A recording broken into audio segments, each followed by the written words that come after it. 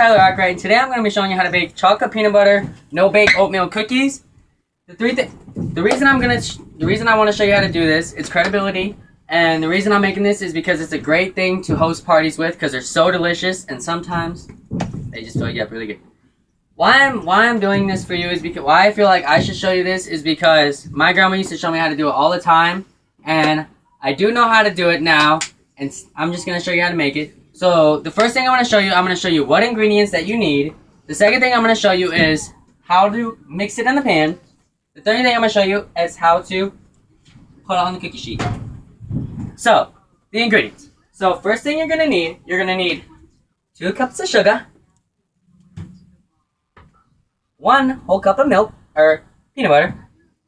Any kind of these will work. It doesn't really matter. 1/2 cup of milk. 1/4 cup of cocoa powder, 3 cups of oatmeal. It really doesn't matter what kind you get, as long as it's oats. You don't need the sugar no more. You are going to need 1 teaspoon of vanilla extract. Might be it. Yep, that's it. And 1 stick of butter.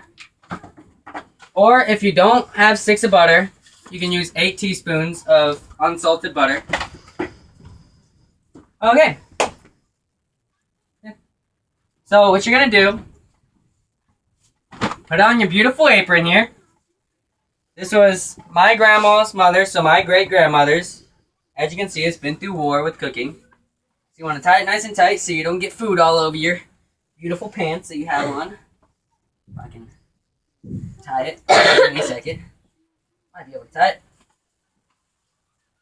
Harder than it looks, okay? Alright, so we're tied there. The other thing you want to do, you're going to want to wash your hands always. So make sure there's no germs in your hands. I mean, you can use hand soap. I like to use dish soap. Gets my dishes clean, it's going to get your hands clean. Warm water, cold water, it really doesn't matter as long as you get your fingers clean. Okay. Reduce, reuse, recycle, guys. Okay. So the second thing you want to do, put your pan on the burner. We'd recommend medium heat. You don't want to put it on high heat because when you put the sugar in the pan, it's going to burn the sugar.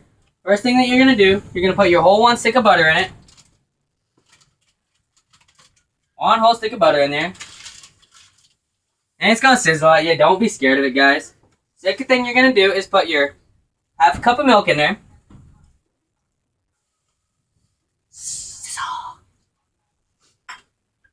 And right now, the third thing you're going to do is you're going to put your 2 cups of sugar into your pan.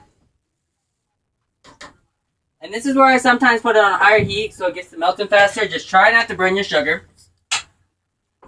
Yep. So you're going to want to keep on stirring this and stirring this and stirring this. It's going to take a minute to heat up. Because usually what happens, you don't put enough butter in it, your sugar is going to stick to the pan. Wait for this to melt. I should have put this on the burner sooner because it would have done melted and been kind of sugary already. Come on.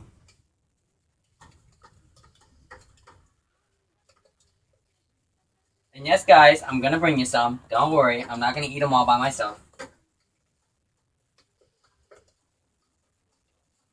Pause it, Mama. I'm just going to get this all melted. So when you're finished done mixing it, this is what it's going to look like. Only difference is all the butter is going to be melted. It's just taking a little bit for it to melt. So while this is finished melting, so the next thing that you're going to add is your 1 teaspoon of vanilla extract. I can never pronounce that word right. 1 teaspoon. Try to stir it up a little bit. Make sure the vanilla gets all over the beautiful pan. Oop, let's put this right there so I don't get butter over my grandma's counter sugar. It's so fit. Next thing you're going to add is your 1/4 cup of cocoa powder. I know, Miss Burdick, I told you I wasn't going to cook nothing, but it ought to be nice. Bring in something nice since Jaden brought in the thin mints, pretty much is what you call them.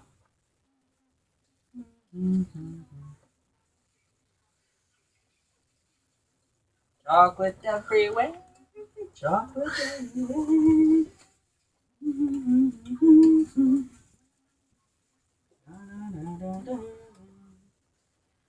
This stuff usually takes about 40 minutes to make, but we're just gonna narrow it down to 10.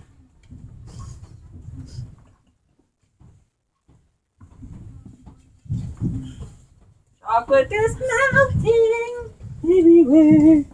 Look at this beautiful chocolate. I feel like I can stick my face in it right now and eat it. But I want to have a face when I come back to school. So the next thing you're going to add, guys, is your 1 whole cup of peanut butter. See if I can get her out of here. Sticking everywhere.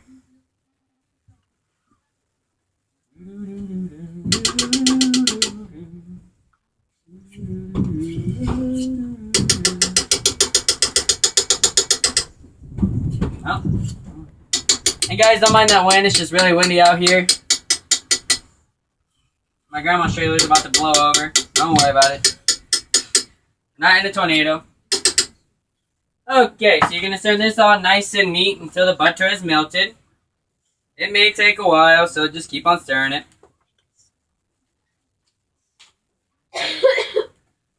So, what you're going to want to do, you want to stir the peanut butter smoothly, as my grandma tells me. Because she's a master at this recipe. My awesome mother is behind the camera, recording this. My awesome grandma who's yelling at me, telling me to do things right, standing behind my mother. My brother and sister out in the living room watching TV. I know you guys don't care, you just want some of this. You just want to know how I make this, I get it. So then after your peanut butter is all melted, you want to gradually add in your oats. You don't want to put them all in at once or else they're going to stick all in the pan and it's just going to be a mess.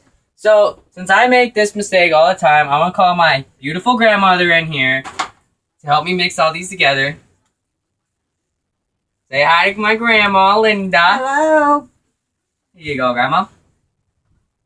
So as she's stirring this all together, the last thing I'm going to show you how to put them on the pan, which it might take a while, so we might just pause the video and finish it, and then we're just going to let them sit, and then I'm going to show you how to mount the pan. So, my grandma is now done finishing this.